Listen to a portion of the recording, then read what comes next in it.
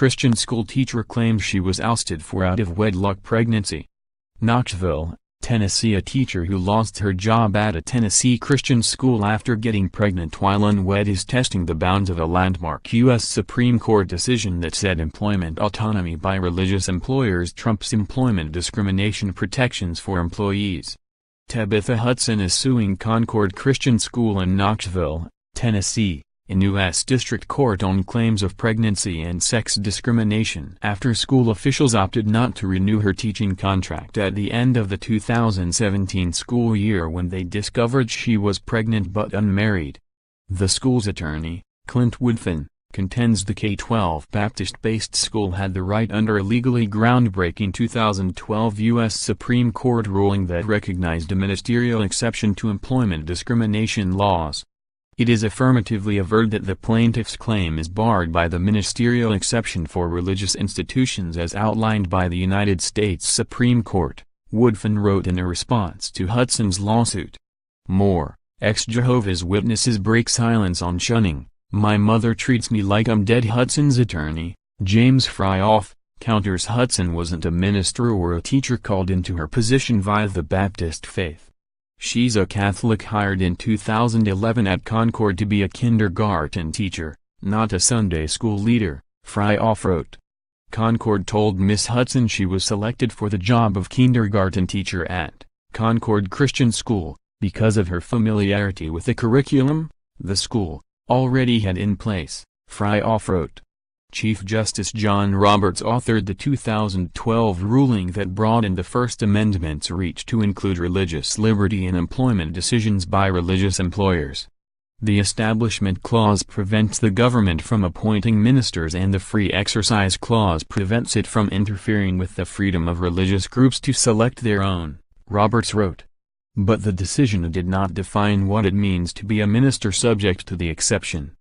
The court instead opined that each case would have to be judged based on the individual facts at play. The 2012 case involved a teacher at a Lutheran school in Michigan who sued the school. She also taught religious courses. She said she was fired when she claimed the school discriminated against her based on a medical condition, narcolepsy, a chronic sleep disorder. She sued. More, Pete Domenici, New Mexico's longest-serving U.S. senator, dies at 85. The school countered she was fired for violating church tenets against filing lawsuits and was a called minister who completed religious training as part of her employment. The High Court ruled churches and religious organizations should be free to hire and fire its leaders without government intervention. Fryoff contends in the lawsuit against Concord Christian School that Hutson was not a minister under the ruling but a teacher who lost her job solely because she was a pregnant single woman.